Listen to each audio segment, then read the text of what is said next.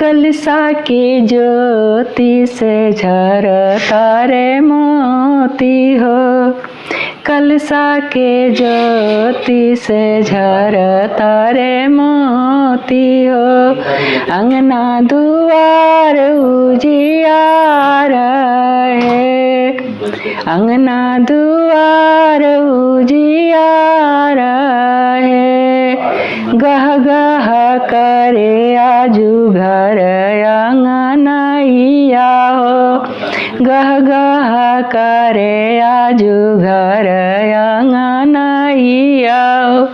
जुटल बा गौआ जवार है, बड़े बड़े लोगवा तिलक देखे आइले हो, बड़े बड़े लोगवा तिलक देखे आइले हो। सबके हु देखेला निहारी है, सबके हु देखेला निहारी है। लमहरया जुरी पसरी है बबुआ तू, लमहर लमहर बनैया तोहार, लमहर बनैया तोहार है। लमहर बाटे तहरा बाबूजी के नैया हो, लमहर बाटे तहरा बाबूजी के नैया हो।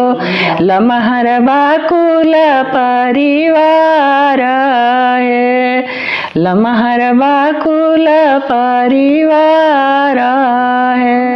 के नैया हंसैह जनिया गुआ हो, हमनी के नैया हंसैह जनी समाधि जी। कैली मन में विचार है, कैली मन में विचार है।